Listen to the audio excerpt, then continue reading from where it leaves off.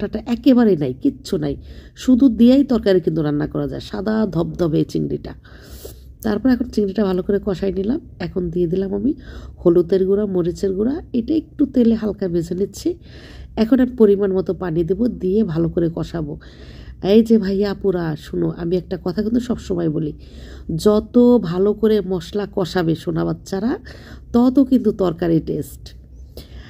তারপরে এখন এই দেখো একটু লবণ দিলাম, দিয়ে ভালো করে কষিয়ে এখন আমি এই যে মুখিগুলো কী করতেছি দেখো, হাত দিয়ে কিন্তু একটু চ্যাটকাই নিতেছে, একটু ভাঙে নিবা।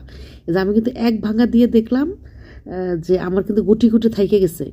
পরে আপনার ভাইয়া বলছে যে আম্মা কিন্তু রান্না করে আরও ম্যাশ করে, তারপর আমি আবার ঝোল থেকে তুলে কিন্তু আমার আবার এগুলো ম্যাশ করা লাগছে। এবং তোমরা দেওয়ার সময় অবশ্যই একদম চ্যাটকাইয়ে দেবা, যত ব্লেন্ড করবা তত কিন্তু কচুরমুখিটা টেস্ট হবে। তাই বলে আবার যে ব্লেন্ডারে ব্লেন্ড করা যাবে না, তাহলে আবার বেস্বাদ হয়ে যাবে। একটু হালকা হালকা ভাঙা থাকবে, ছোট ছোট, কিন্তু আমার টুকরাগুলো অনেক বড় ছিল। তারপর আমি একটু তুইলে আবার ভাঙিয়া তারপর আমি কিন্তু ডালে দিয়ে দিছি। এখন আমি কী করলাম দেখো, কচুরমুখিটাও কিন্তু ভালো করে নেড়ে চেড়ে একটু কষাই নিতেছি। আর কষানিতেই কিন্তু তরকারি মজা, একটা কথা কিন্তু আমি বারবার বলি। তারপরে এই যে দেখো